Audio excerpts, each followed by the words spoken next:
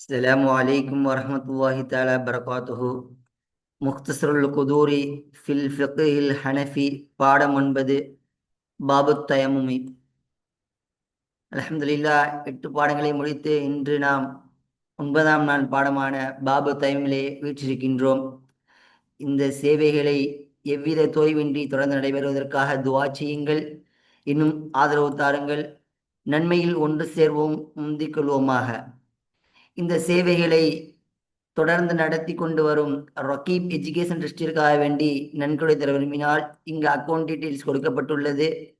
அதே போன்று கியூஆர் ஸ்கேனும் கொடுக்கப்பட்டுள்ளது.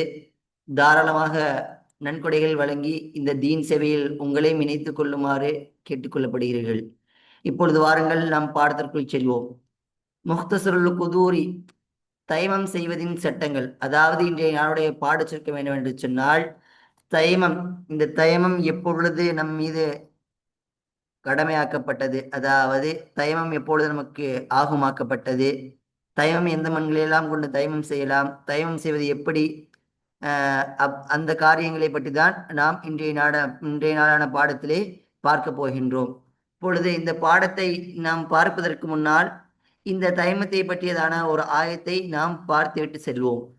இப்போ பாருங்க, யா ஐயுஹல்லதீன யா ஐயுஹல்லதீன ஆமனு, ஓ ஈமான் கொண்டவர்களே, இதா கும்தும் இலஸ்ஸலாத்தி, நீங்கள் தொழுகையின் பக்கம் நாடினால் அல்லது எழுந்தால் அல்லது தொழுகைக்காக நீங்கள் தயாரானால், ஃபஸிலூ வஜூஹக்கும், உங்களுடைய முகங்களை கழுகிக் கொள்ளுங்கள், வஐதியக்கும் இலல் மராஃபிகி, இன்னும் உங்களுடைய இரு கைகளையும் முழங்கை உட்பட கழுகிக் கொள்ளுங்கள், வம்சஹு பிருஊசிக்கும், வம்சஹு பிருஊசிக்கும், உங்களுடைய தலைகளை நீங்கள் மசகு செய்து கொள்ளுங்கள், வஅர்ஜுலக்கும் இலல் கஅபைன், இன்னும் உங்களுடைய இரண்டு கால்களையும் கணுக்கால் வரை கழுகிக் கொள்ளுங்கள், வஇன் குன்தும் ஜுனுபன், நீங்கள் ஜுனூப் அதாவது என்னது கடமையான குளிப்பிடுவதாக ஆகியிருந்தால், ஃபத்தஹரு, எனது ஃபத்தஹரு, நீங்கள் சுத்தம் செய்து குளித்துக் கொள்ளுங்கள், எனது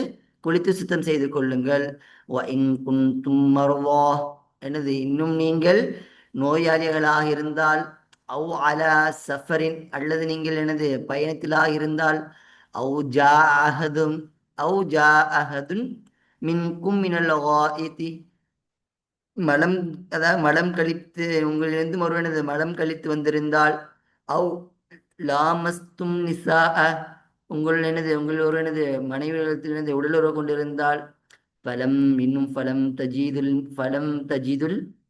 தஜிது மா, நீங்கள் தண்ணீரை பெற்றுக்கொள்ளவே என்றால், ஃபதயம்மமு ஸஈதன் தொய்யிபா, நீங்கள் சுத்தமான மண்ணின் பக்கம் எனது நாடி அவற்றை கொண்டு தயம் செய்து கொள்ளுங்கள். ஃபம்சஹூ பிவுஜூஹிக்கும், உங்களுடைய முகங்களை மசகு செய்து கொள்ளுங்கள், ஐதீக்கும், கைகளை மசகு செய்து கொள்ளுங்கள், தடவி கொள்ளுங்கள், மின்ஹு, அந்த சுத்தமான மண்ணிலிருந்து. மா யுரீதுல்லாஹ, அல்லாஹ் உங்களை கொண்டு நாடவில்லை, லியஜ்அல அலைக்கும் மின் ஹரஜின், உங்கள் மீது எந்த ஒரு கஷ்டத்தையும் அல்லாஹ் ஆக்குவதற்கு நாடவில்லை, வலாக்கின் மாறாக, யுரீது, அவன் நாடுகிறான், லியுத்தஹீரக்கும், உங்களை சுத்தப்படுத்துவதற்காக, வலியுத்திம்ம நிஅமதஹு, இன்னும் அவனுடைய அற்கொடைகளை உங்கள் மீது பரிபூர்ணப்படுத்துவதற்காக, யுத்திம்ம நிஅமதஹு அலைக்கும், உங்கள் மீது அவனுடைய அற்கொடைகளை பரிபூர்ணப்படுத்துவதற்காக வேண்டியும், லஅல்லக்கும் தஷ்குரும், நீங்கள் அவனுக்கு நன்றி செய்யக்கூடியதாக ஆகலாம். சூரத்துல் மாஇதா 6ஆம் நம்பர். இந்த ஆயத்தில் அல்லாஹ் என்ன சொல்கிறான் என்றால், நாம் முழு செய்யக்கூடிய விஷயங்கள் பார்த்தோம் அல்லவா, அதே ஆயத்துடைய தொடர்ச்சியில தான் அல்லாஹு தாலா இப்பொழுது தண்ணீர் என்னது தண்ணீரை, ஒருவனுக்கு தண்ணீர் கிடைக்காத போது அவன் என்ன என்ன செய்ய வேண்டும் என்பதை அல்லாஹ் நமக்கு சொல்லி காட்டுகின்றான். இப்பொழுது உங்களிடத்திலே தண்ணி கிடைக்கவில்லை, நீங்கள் என்ன செய்கிறீர்கள், பயணத்தில் போகின்றீர்கள், அந்த மாதிரி எனது உங்களுடைய குளிப்பு கடமையாகிவிட்டது, மலம் தினம் கிடைத்து விட்டீர்கள், உங்களுக்கு ஒழு செய்வதற்கான தண்ணி இல்லை, குளிப்பதற்காக தண்ணி இல்லை என்றால், நீங்கள் சுத்தமான மண்களை கொண்டு எனது அதை கொண்டு முகங்களையும் கைகளையும் சுத்தம் எனது மசகு செய்து தடவி உங்களை சுத்தப்படுத்திக் கொள்ளுங்கள். இங்க ஒன்று வழங்கும் இந்த ஆயத்துல நம்ம என்ன செய்யணும்னா, அல்லாஹ் கடைசியா சொல்றான் பாருங்க, என்னன்னா அதாவது மா யுரீதுல்லா லியஜ்அல அலைக்கும் மின் ஹரஜின், உங்கள் மீது அல்லாஹ் கஷ்டம், என்னன்னா ஒழு தண்ணி இல்லாம போது ஒழு செய்யணும், ஒலிசையை விட்டு ஒலிசை தண்ணியிலாட்டி பிரச்சனை அப்படியே தொழுவுமான்னு சொல்ல பார்த்தா அல்லாஹ் மண்களை கொண்டு சுத்தம் செய்கிறான், அப்படி சுத்தம் செய்ய சொல்கிறான் அப்படின்னு பார்க்கக்கூடாது. இன்னும் நம்ம பார்க்கணும், அல்லாஹுத்தால அந்த தைமத்தை கொடுத்ததே நமக்கு ஒரு மிகப்பெரிய ஃபதுலு, அற்கொடையா கொடுத்துருக்காங்க. தண்ணி இல்லையா, மண்ணை கொண்டு வந்து ஒளி செஞ்சுக்கோன்னு சொல்லிட்டு அல்லாஹ் என்னது நமக்கு ஒரு ஒரு ஒரு சிறப்பு, நமக்கு என்னது ஒரு சலுகையை கொடுத்துருக்கான். என்னன்னு சொன்னா ஆஹ் இது ஏன்னா நம்ம மண்ணை கொண்டு சுத்தம் செய்ய சொல்றானே நம்ம சங்கடப்படக்கூடாது. என்ன அல்லாஹுத்தாலா என்ன சொல்றான், அதாவது நீங்கள் அசுத்தமா இருக்காதீங்க, சுத்தமா இருங்க. மண்ணுக்குன்னு ஒரு இயற்கை தன்மை இருக்கு.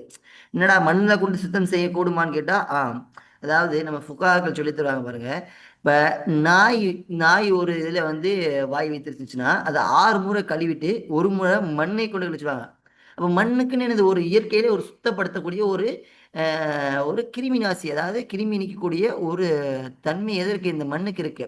அப்ப அசல்ல என்னது மண்ணும் சுத்தம் செய்வதற்கு ஒரு தகுதியுடையான ஒரு பொருள் தான். அதுதான் அல்லாஹ் தஆலா அந்த சுத்தமான மண்களை கொண்டு நிச்சயம் நமக்கு தயவு செய்து கொள்ளுமாறு எனது நம்மை வருங்கே ஏவுகின்றான்.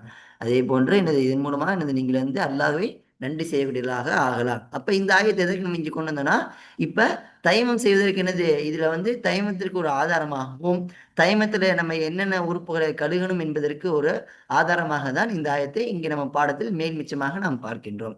இப்பொழுது வாருங்கள் நாம் பாடத்துக்குள் செல்வோம். பாருங்க, ஃபர்ஸ்ட் என்ன பார்க்கிறோம், பாபு தயம்முமி. பாபு தயம்முமி, தயமத்தினுடைய பாபு. அப்ப நம்ம இதுக்கு முன்னாடி என்ன பார்த்தோம்னா கிதாபு தொஹாரா, தூய்மையினுடைய பாடம் சம்பந்தமான விஷயங்கள், அதாவது சுத்தம் எப்படி தண்ணீரை கொண்டு சுத்தம் செய்ய வேண்டும் என்பதை பற்றிய பாடங்கள் தான் நாம் முந்தைய 8 பாடங்களே பார்த்தோம். இந்த பாடத்திலே அந்த பாடத்தை முடித்தவுடன் ஏன் இந்த தைமத்தினுடைய பாபை கொண்டு வர வேண்டும், ஏன் இந்த தயம் என்ற பாபை கொண்டு வர வேண்டும், அதற்கு தான் சொல்வார்கள் அந்த சுத்தம் தொஹாரத் என்பது அசல். தொஹாரத் என்பது தண்ணீரை கொண்டு சுத்தம் செய்வதுதான் அசல், எனது அதுதான் அடிப்படை அசல். அதைனால்தான் அதை முதலாவதாகும். இந்த தயமம் என்பது ஹலஃப் பகரம், அசல் இல்லை, அதற்கென இந்த தண்ணீரை கொண்டு சுத்தம் செய்வதற்கு ஒரு பகரம். அப்ப எப்பொழுது அசல் நீங்கி போகுமோ அப்பொழுதுதான் பகரம் என்பது வரும். உதாரணமாக ஒரு தலைவர் இருக்கும் பொழுது துணைத் தலைவருக்கு எந்த ஒரு பதவியும் இருக்காது. அப்ப தலைவர் இல்லாத போதுதான் இந்த துணைத் தலைவர் செயல்படுவார். அதே போன்றுதான் இந்த தஹாரத் என்பது தலைவரை போன்று அசல் அடிப்படை. அப்ப டைம் என்பது ஒரு துணைத் தலைவரை போல எனது ஒரு ஹலஃப் பகரம். அப்ப அவர் இல்லாத போது இது செயல்படும் போது சுத்தம் செய்வதற்கு தண்ணி இல்லாத சமயத்தில் தான் நாம் இந்த தயமத்தை நாம் பயன்படுத்துவோம். அப்ப அப்ப ஏன் இந்த பாடத்தில் என்ன பண்ணுன்னா, இது தண்ணீரை கொண்டு சுத்தம் செய்வதுடைய ஹலஃப் பகரமாக இருப்பதனால்தான் இந்த பாபை எனது இந்த இமாம் அவர்கள் தொகாரத்திற்கு பின்னதாக கொண்டு வந்திருக்கிறார்கள். அத்தயமம்னா என்ன, பாபு தயமில் உள்ள அத்தயம்னா என்ன, லுகத்துல தயம்னா என்ன, கஸ்து முத்தலக்குல கஸ்துனா நாடுதல். அது எதை வேணா இருக்கா, கஸ்துல் மால் பணத்தை நாடுவது, கஸ்து திஜாரத்தை வியாபாரத்தை தேடுவது, இப்படி எதெல்லாம் நாம் நாடுகின்றோமோ, கஸ்துனா நாட்டம், எதெல்லாம் நாடுகின்றோமோ அதற்கெல்லாம் கஸ்து என்பதாக நம் எனது தயமம் என்பதாக சொல்லலாம். அப்ப தயமமுல் மால், மாலை எனது நாடுவது. அப்ப லுகத்துல என்ன கஸ்து நாடுதல். சரல என்னன்னா அதாவது சுத்தமான மண்ணை நாடுதல். கஸ்து சொய்தன் தொய்யிபா, கஸ்து சொய்தின் தொய்யிபின், சுத்தமான மண்ணை நாடுவது. அப்ப சுத்தமான மண்ணை நாடுவதற்காக வேண்டி இசாலத்தில் நஜஸ் ஹதஸ், இஜாலத்தில் ஹதஸ், ஹதஸை நீக்குவதற்காக வேண்டி எனது ஒரு சுத்தமான மணலை நாடுவது. அப்ப சராயில எனது ஒரு சுத்தமான மண்ணை நாடுவதற்கு தான் எனது தயமம் என்பதாக சொல்லப்படும். இப்போ ஒன்று கவனிக்கணும். இப்ப இந்த தயமம் என்பது எப்ப கடமையாகுதுன்னு பார்த்தா நம்முடைய சமூகத்துக்கு, அதாவது இந்த உம்மத்துக்கு எப்ப இந்த தயமம் எப்ப கடமையாகப்படுதுன்னா, ஒரு கவுலின் பிரகாரம் என்ன சொல்றாங்கன்னா, பிசனத்தி சாதிசா ஹிஜ்ரா 6வது வருடத்துல என்னவாகுது, இந்த தயமம் என்பது நம்முடைய உம்மத்துக்கு கடமையாகுது. அதே போன்று ஒரு கீழ் இருக்கு என்னன்னா ஹாமிசா, அதாவது ஹிஜ்ரா 5ல என்னது கடமையாக்கப்பட்டது என்பதாகவும் நமக்கு எனது கவுல்கள் இருக்கின்றது. இப்ப கவனிக்கணும், இந்த தயம் என்பது நமக்கு மிகப்பெரிய ஒரு அற்கொடை, நமக்கு மிகப்பெரிய ஒரு சலுகை. என்னது அல்லாஹாலா மற்ற ஏனைய உம்மத்துகளுக்கு யாருக்குமே வழங்காத ஒரு மிகப்பெரிய அற்கொடை. அதனால்தான் நாயம் ஸல்லல்லாஹு அலைஹி வஸல்லம் சொல்லுவார்கள், அதாவது என்னன்னா ரசூலுல்லாஹ்வுக்கு வந்து ஒரு 5 விஷயங்கள் அல்லாஹ் கொடுத்துருக்கான். அதாவது என்னது அந்த மாதிரி விஷயங்கள் ஜாபிரில் அறிவிக்கிறாங்க நபிசுல்லாசன் கூறியதாக அவங்களுக்கு 5 விஷயங்கள் அல்லாஹ் கொடுத்துருக்கான். அந்த விஷயங்கள் யாருக்குமே முன்னாடி வந்து நபிமார்கள் யாருக்குமே கொடுக்கப்படல. அது சொல்லுவாங்க ஆத்தைத்து ஹம்சன் லம் யுக்தியுன்ன அகுது மினல் அம்பியாய் கபிலி. நபிசுல்லாசன் சொல்லுவாங்க எனக்கு முன்னாடி இந்த மாதிரி ஒரு விஷயங்கள் முன்னாடி இருந்த நபிமார்கள் யாருக்குமே வழங்கப்படப்பட்டதில்லை அப்படின்னு சொல்லுவாங்க. என்னது அதாவது சொல்லுவாங்க நான் எனது 1 மாத காலங்கள் எனது ரசுல்லா வந்து 1 மாத காலங்கள் எந்த ஒரு சலிப்பும் இல்லாமலும் எந்த ஒரு தாங் நம்மள் எந்த கழிப்பும் இல்லாமல் 1 மாதம் காலம் நடக்கக்கூடிய அளவு ஆற்றல் யாருக்கு இருக்கும்? ரசுல்லாவுக்கு இருக்கக்கூடியதாக இருந்தது. அதே போட்டு அடுத்து ஜாயத்துலி அருள் மஸ்ஜிதன் துஹூரன் சொல்லுவாங்கன்னா இந்த முன்னாடி இந்த சமூகத்துக்கெல்லாம் பள்ளியில போய் தான் அவங்க தொழுதாகணும். அவங்க என்ன செய்யணும்? பள்ளியில போய் தான் தொழுதாகணும். ஆனா நம்முடைய சமூகம் இந்த ரசூலுல்லாஹ் உம்மத்தே முஹம்மதியா அவர்களுக்கு மட்டும் நாம் எங்க பாங்கு சொல்கிறார்களா தொழுகிற நேரம் வந்து விட்டதா நாம் பூமியில் எந்த பகுதியில் சுத்தமா இருக்கக்கூடிய எந்த பகுதியிலும் நாம் தொழுது கொள்ளலாம். பள்ளிக்கு போய் தான் நாம் தொழுக வேண்டும் என்ற கட்டாயம் கிடையாது. அப்ப பூமி முழுவதும் நமக்கு என்னவாகிட்டது? மஸ்ஜிதாகவும் தொகுராகவும் ஆக்கி கொண்டது. அதே போன்று சொல்லுவாங்க ஐயுமா ரஜுலின் மின் உம்மத்தி அதரக்து ஸலாத ஃபயுஸல்லி. அவன் எங்கெல்லாம் தொழுகை நாடுறானோ அங்கெல்லாம் தொழுது கொள்ளலாம். அடுத்து வஹல்லத்துல் கனா. அடுத்து அப்ப சொன்னாங்க பூமி முழுவதும் என்ன ஆயிட்டு எல்லாம் சுத்தப்படுத்தி கொடுத்துக்கலாம். அப்போதானே தண்ணி கிடைக்கல பூமியினுடைய மேல்புறத்துல கொண்டு என்ன செஞ்சுக்கலாம்? சுத்தமான பகுதி என்ன செஞ்சுக்கலாம்? நம்ம அதை கொண்டு என்ன செய்யலாம்? அந்த மண்களை கொண்டு என்ன செய்து கொள்ளலாம்? நாம் தயமம் செய்து கொள்ளலாம். அதே முன்னிருந்த சமூகத்துக்கு நம்ம தயமம் என்பது இருக்குன்னு பார்த்தா கண்டிப்பா கிடையாது. இந்த நாயம் ஸல்லல்லாஹு அலைஹி வஸல்லம் சமூகத்துக்கு மட்டும்தான் அல்லாஹ் தஆலா வழங்கிய ஒரு ருக்ஸத், ஒரு என்னது ஒரு ருக்ஸத்தாக இருக்கின்றது, நமக்கு ஒரு சலுகையாக இருக்கின்றது. அப்ப என்ன நம்ம தொழுவ போய்க்கிறோம் நேரம் வந்துருச்சு தண்ணி இல்லையா சுத்தமான மண் எடுத்து செஞ்சுக்கோ நீ தயமம் செஞ்சு தொழுதுகொள் அப்படிங்கிற ஒரு ஒரு சலுகை யார்? இந்த உம்மத்துக்கு மட்டும்தான் அல்லாஹ் தஆலா வழங்குகின்றான். அதே போல சொல்லுவாங்க முன்னில் இருந்த சமூகத்துக்கு என்ன கிடையாது? இந்த கனிமத் பொருளுங்கிறத பயன்படுத்துவது கூடாது. ஆனா நாயம் ஸல்லல்லாஹு அலைஹி வஸல்லம் நம்முடைய நபியினுடைய உம்மத்துக்கு மட்டும்தான் நம்முடைய உம்மத்துக்கு மட்டும்தான் என்னது இந்த கனிமத் பொருள்களை பயன்படுத்துவது அல்லாஹ் ஹலாலாக்கி கொடுத்தான். அதே போல முன்னர் இந்த நபிமார்கள் எல்லாம் என்ன செய்வார்கள்? ஒரு குறிப்பிட்ட சமூகத்துக்கு அனுப்பப்படுவார்கள். ஆனா எம்பெருமான ரசூலை கரீம் ஸல்லல்லாஹு அலைஹி வஸல்லம் அவர்கள் மட்டும்தான் ஒட்டுமொத்த உலக சமுதாயத்திற்கும் ஒட்டுமொத்த உலகிற்கும் நபியாக அனுப்பப்பட்டவர்கள். எனது ஒட்டுமொத்த உலகிற்கும் நபியாக அனுப்பப்பட்டார்கள். அதே போன்று நாயகம் ஸல்லல்லாஹு அலைஹி வஸல்லம் தான் ஷஃபாத் பரிந்துரை நாளை யௌமுல் கியாமத்திலே மறுமை நாளிலே யாருக்கும் பரிந்துரை செய்ய முடியாத நேரத்திலே நாயகம் ஸல்லல்லாஹு அலைஹி வஸல்லம் அவர்களுக்கு மட்டும்தான் பரிந்துரை செய்ய முடியும் என்பதாக சில விஷயங்களை நமக்கு சொல்லுவார்கள் ஹதீஸிலே. அப்ப இந்த விஷயத்துல என்ன சொல்றாங்க? அவங்களுக்கு கொடுக்கப்பட்ட சிறப்புல இந்த பூமியை அல்லாஹ் பரிசுத்தப்படுத்தி இருக்கிறான். தயவு செய்து கொள்ளணும். அப்ப இந்த பூமியை பரிசுத்தப்படுத்தி கொடுத்திருக்கான். அப்ப இது ஒரு நேமத் ரசூலா கிடைச்ச ஒரு நேமத்தாக கூறினார்கள். அப்ப இந்த தயமம் என்பது நமக்கு கிடைத்த மிகப்பெரிய ஒரு அருட்கொடை, நமக்கு மிகப்பெரிய ஒரு ருக்ஸத், நமக்கு ஒரு மிகப்பெரிய சலுகை என்பதாக நாம் சொல்லலாம். ஆக இப்ப தைமம் என்பது நமக்கு மிகப்பெரிய ருக்ஸத்தாக இருக்கின்றது. இப்ப இந்த தைமத்துக்குரிய சிறப்பு பாருங்க. முன்னாடி இந்த நபிமார்கள் உம்மத்து யாருக்குமே கிடைக்கல. நமக்கு மட்டும்தான் கிடைச்சிருக்கு. என்னது? நமக்கு மட்டும்தான் கிடைச்சிருக்கு. அப்ப என்னது? பூமியினுடைய எந்த மேல்புறத்துல சுத்தமான மண் இருக்கா? இன்னும் சில சொல்வார்கள் மண்ணுடைய வஸ்துகள் எதெல்லாம் இருக்கோ அந்த வஸ்துகளை கொண்டுலாம் நம்ம பின்னாடி பாடங்கள் வரும். அப்படிப்பட்ட வஸ்துகளை கொண்டெல்லாம் நாம் என்ன செய்து கொள்ளலாம்? தைமம் செய்து கொள்ளலாம் என்பதாக நமக்கு சொல்லித் தருவார்கள். அடுத்து பாருங்க. இப்ப வாங்க நம்ம பாடத்துக்குள்ள போலாம். ஹாலாத்தில் ஹாலாத்தி ஜவாசி தயமுமே. ஹாலாத்தி ஜவாசி தயமுமே. தயமம் ஜாயிஸாவுடைய ஹாலாத் அதாவது நிலைமைகள். எப்பெல்லாம் நம்ம தயமம் செய்வது என்ன நமக்கு ஜாயிஸ் ஆகும்? ஹாலாத்தில் ஜவாசி தயமுமே. தயமம் ஜாயிஸ் ஆகக்கூடிய நிலைமைகள் தான் நம்ம இந்த பாடத்துல பார்க்க போறோம். இப்ப பாருங்க. ஒமல்லம் யஜீதில் மாஅ.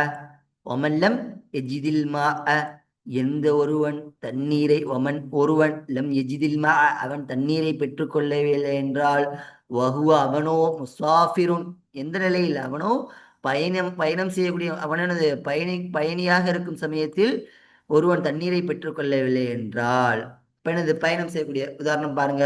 இப்ப என்ன செய்யறான்? ஒரு ஊருக்கு அவன் போகிறான். என்ன செய்யறான்? அவன் ஒரு ஊருக்கு போகக்கூடிய நேரத்துல அவன்கிட்ட தண்ணி இல்லை, தண்ணி சுத்தமா இல்லை. அப்ப அவன் என்ன செய்யலாம்? அதே போன்று இப்ப முசாஃபிருங்கிற இடத்துல தண்ணி இல்லைங்கிற மட்டும் தான் நம்ம தயமம் செய்யணுமான்னு கேட்டா கிடையாது. எனது தண்ணி நம்மகிட்ட இல்லை அப்படிங்கிற சூழ்நிலை மட்டும்தான் கிடையாது. இப்ப தண்ணி இருக்கு. என்ன இருக்கு? தண்ணி இருக்கு. ஒரு ஆள் ஒளி செய்யக்கூடிய தண்ணி இருக்கு நம்மள்கிட்ட. ஆனால் அந்த தண்ணீர் தான் அவன் பயணம் முழுவதற்கும் குடிப்பதற்கோ சமைப்பதற்கும் உள்ளதாக இருந்தால் அந்த தண்ணீரை கொண்டு ஒளி செய்யலாமான்னு கேட்டால் கூடாது, அங்கும் தயமம் தான் செய்யணும். அதே போன்று சொல்வார்கள், இப்ப தண்ணி இருக்கு, அந்த தண்ணி கால் குடிச்சது போக மிச்சம் இருக்குன்னா கால்நடைகள் குடிக்கூடிய தண்ணி தான், அப்ப அதை கொண்டு செல்லா கூடாது. நமக்கு எப்படி தாகத்திற்கும் உணவிற்கும் தண்ணீர் தேவைப்படுமோ அதே போல் கால்நடைகளுக்கும் தாகத்திற்கும் என்னது தண்ணீர் போக மித்தம், அதாவது மீதமான தண்ணீர் இருந்தால் அந்த தண்ணீரை கொண்டு ஒளி செய்து கொள்ளலாம். தண்ணி அவ்வாறு இல்லை, கொஞ்சம் தான் இருக்கின்றது, இந்த தேவைகளுக்கு தான் இருக்கின்றது என்று சொன்னால் அப்பையும் நாம் என்னதை தயம் செய்து கொள்ளலாம், அது பின்னாடி வரும். அப்ப என்னது முசாஃபிர் பயணியாக இருந்தால் ஓ ஹாரிஜுல் மிஸ்ரி, அல்லது என்னது மிஸ்ருக்குள் வெளியே, மிஸ்ர்னா என்னது பட்டினம், அப்ப ஹாரிஜுல் மிஸ்ரி பட்டினத்திற்கு வெளியே இருக்கிறான். அப்ப என்னது அவன் ஒருத்தர் நினைச்சான் மிஸ்ர்னா என்னது பட்டினம், அப்ப ஒருத்தர் சிட்டிக்கு வெளியே இருக்கான், அப்படிப்பட்ட ஒருவனாகிறவன் பைனஹு ஓ பைனல் மிஸ்ரி, எப்படி பைனஹு அந்த ஹாரிஜுல் மிஸ்ரி மிஸ்ருக்கு வெளியே இருக்கிறான் அவனுக்கும் ஓ பைனல் மிஸ்ரி அந்த பட்டினத்திற்கும் மத்தியிலே நஹுல் மீல், மீலானது ஒரு மைல் தூரம் எனது தூரம் இருப்பது, அவ் அக்சருன் அல்லது எனது அதை விட அதிகமாக சொல்லுவாங்க பாருங்க. இப்ப ஹாரிஜுல் மிஸ்ர், இப்ப என்ன செய்யறான் மிஸ்ரு, ஏன் இங்க ஹார்ஜி மிஸ்ரை கொண்டு சறுத்துட்டு சொன்னாங்க, மிஸ்ருடைய வெளியேஞ்சுன்னா உதாரணமா பட்டினத்துக்குள்ள ஒருத்தன் இருக்கான், அப்ப அவனுக்கு எல்லா சமயங்களிலும் தண்ணி இருக்கும், தண்ணி இல்லாமல் இருப்பது என்பது அவனுக்கு அறிவு, தண்ணி இருக்கிறதா எனது எப்பயுமே மிஸ்ர்ல தண்ணி இருந்து கொண்டு இருக்கும். இப்ப பட்டினத்துக்கு வெளியே போயிட்டான் அப்பொழுதுதான் தண்ணி கிடைப்பு சிரமமா இருக்கும், ஊர் பகுதியில தண்ணி இருந்து கொண்டுதான் இருக்கும், இப்போ காட்டுப்புறங்களில் போகும்போது தான் என்ன செய்யாது, நமக்கு தண்ணி கிடைக்காது, அதனாலதான் ஹாரிஜுல் மிஸ்ன்னு போறாங்க. இப்போ ஒருத்தன் மிஸ்ர்ல இருக்கான் அவனுக்கு தண்ணி கிடைக்கல, அதான் சொல்றாங்க தூரம் சொல்றாங்க பாருங்க இந்த தூரம்னு, நஹுல் மீல், மீல்னானது ஒரு மைல், ஒரு மைலுக்கு நமக்கு அளவு செலுத்துவாங்கன்னா 1/600 மீட்டர் என்னது, அதாவது 1 கிலோமீட்டர், 1 கிலோ 600 மீட்டர், ஒரு ஒரு ஒரு கிலோமீட்டர், அதே போல் 1 கிலோமீட்டர் அதே கூடுதலாக இன்னும் 600 மீட்டர் சேர்ந்து எனது ஒரு மைல். சில ஃபுக்காக சொல்லித்தராங்கன்னா 1000 என்னது இப்போ 4000 ஹுத்தூத்துகள் அதுதான் என்பது ஒரு மைல் என்பதாக சொல்லுவார்கள். இன்னும் சில இமாம்கள் சொல்லுவாங்க என்னன்னா நம்முடைய பசர், நம்முடைய பார்வை எந்த அளவுக்கு போய் முடியுமோ அந்த அளவுக்கு என்னது நம்முடைய பார்வை முடியக்கூடிய அளவு தான் எனது ஒரு மைல் என்பதாக ஏற்றமாக சொன்னால் ஒன்று எனது 1 கிலோமீட்டர் மற்றும் 600 மீட்டர் என்பதுதான் எனது ஒரு ஏற்றமான கருத்தாக இருக்கின்றது. அப்போ 1.5 கிலோமீட்டர், 1.5 கிலோமீட்டருக்கு மேல உள்ளதான் எனது ஒரு மைல் இருந்தால் அப்ப இந்த அளவுக்கு தண்ணி இல்லை. இப்ப இதுல நமக்கு புக்காக சொல்லி தருவாங்க என்னன்னா, இப்போ ஒருத்தன் ஒரு ஊரை விட்டு வெளியே போறான், என்ன செய்யறான் ஒரு ஊரை விட்டு வெளியே போறான்னா அப்ப அவன் முன்னோக்கக்கூடிய தூரத்துல வந்து 1 மைல் பார்க்க கூடாது, 2 மைல் பார்ப்பதாக சொல்லப்பா என்னது. இப்ப உள்நோக்கி போறான், இப்ப உதாரணமாக ராம்நாட்டுல இருந்து சென்னைக்கு போற வழியில வச்சுக்கோங்களேன், இப்ப போற வழிகள்ல அவனுக்கு என்னது 2 கிலோமீட்டர்ல என்ன செஞ்சிருச்சு தண்ணி, 2 மைல் தூரத்துல தண்ணி கிடைச்சுன்னா அப்ப அந்த மைலை கடந்து போய் அவனு செய்வான். இப்ப அவன் முன்னோக்கி போகக்கூடிய திசையில இல்லாம அவனுடைய பின்புறத்திலேயோ அல்லது அவனுடைய இடது புறத்திலேயோ வலது புறங்களிலேயோ தண்ணீர் இருக்குன்னு வச்சுக்கோங்களேன், அப்ப அந்த நேரத்துல வந்து அவன் 1 மைல் தூரத்துல தண்ணி இல்லாம இருந்தாலே என்ன செய்யலாம், அந்த 1 மைல் தூரத்துக்கு தண்ணி இல்லாம இருக்க சமயத்துல நம்ம என்ன செய்யலாம், மண்களை கொண்டு சுத்தம் செய்து கொள்ளலாம். முன்னோக்கக்கூடிய திசையா இருந்தா என்ன சொல்லுவாங்க, நமக்கு 2 மைல் போய் செஞ்சுக்கலாம் அப்படிங்கிற மாதிரி நமக்கு ஃபுக்காக தருவாங்க. ஆக மட்டும் இல்ல இங்க குறிப்பா இருந்துச்சுன்னா 1 மைல் சுற்று வட்டாரத்துக்கு இடது வலது பின்புறம் முன்புறத்துல இந்த 1 மைல் தூரத்திற்கு அதை விட அதிகமான தூரத்திற்கு தண்ணி எங்கும் இல்லை, அந்த சமயத்துல நம்ம என்ன செய்து கொள்ளலாம், ஹாரிஜன்ஸ்ல இருக்கும் பொழுது என்ன செய்யலாம், நாம் ஒழு செய்வதை விட்டுவிட்டும் தயமம் செய்து கொள்ளலாம். பாருங்க நஹுல் மீல் அவ் அக்சர் என்னது 1 மைலோ அல்லது அதை விட எனது அதிகமாக இருப்பது. இப்ப நமக்கு சொல்லி தருவாங்க, இப்ப ஒருத்தவனுக்கு இந்த மயில் இருக்கு அல்லவா, இதனோட எண்ணத்துல எப்படி இருக்குன்னா 1 மைல் இருக்காது, எனது இது 1 மைல் இருக்காது அல்லது குறைவாக தான் இருக்கும் அப்படிங்கிற மாதிரி ஒருத்தனுக்கு ஒரு சந்தேகம் வந்துருச்சா, அப்ப அவன் ஒழு செய்யலாமான்னு கேட்டா அவன் தயமம் செய்யலாமா கேட்டா கூடாதுமாங்க. ஏன், அவனுடைய லன்னு எப்படி இருக்கு, இது 1 கிலோமீட்டரோட கம்மியா தான் 1 மைலோட கம்மியா தான் இருக்கும் என்பது ரன் ஆயிருச்சு அப்படின்னா அவன் செய்யக்கூடாது. அதே அவனுக்கு 1 மைல் இருக்கும் இன்னும் 1 மைலோட அதிகமா இருக்கும் அப்படிங்கிற மாதிரி அவனுக்கு உரிமை என்னது அவனுக்கு ரன் இருந்துச்சு பிரச்சனை இல்லை, 1 மைலோட அதிகமா இருக்கும் பிரச்சனை இல்லை, இன்னொன்னு 1 மைல் இருக்குன்னு உறுதியா இருக்கு அப்ப என்ன செஞ்சீங்கன்னா அந்த நம்ம தயம் செய்வது ஜாயிஸா இருக்கும். இப்போ 1 மைலோட குறைவா இருக்குன்னு அவனுக்கு லன் இருந்துச்சு, ஒரு சந்தேகம் இருக்குதுன்னா அப்ப அதை கொண்டு என்னது அவன் வந்து ஒழு செய்யக்கூடாது, தயமம் செய்யக்கூடாது என்பதாக சொல்லுவார்கள். அது லன் இருக்கக்கூடாது, நமக்கு இது 1 மைல் இந்த ஒரு சந்தேகம் இருக்கக்கூடாது. இது ஒரு மைல் தான் என்பது நமக்கு உறுதியா இருக்கணும். அப்பதான் நமக்கு என்ன செய்யணும், தயமம் செய்வது ஜாயிஸாக இருக்கும் என்பதாக கற்றுத் தருவார்கள். பாருங்க, அவ் அல்லது காண எஜீதுல் மா காண எஜீதுல் மா அவன் தண்ணீரை பெற்றுக்கொண்டான். அவ் காண காண எஜீதுல் மா தண்ணீரை பெற்றுக்கொள்ள ஆகிவிட்டான். இல்லா என்றாலும் அன்னவும் மரீதுன் எப்படி இருக்கான், அவன் நோயாளியா இருக்கான். என்னவா இருக்கிறான், நோயாளியாக இருக்கிறான். இன்னும் அவன் பயப்படுகின்றான் பயப்படுகின்றான்.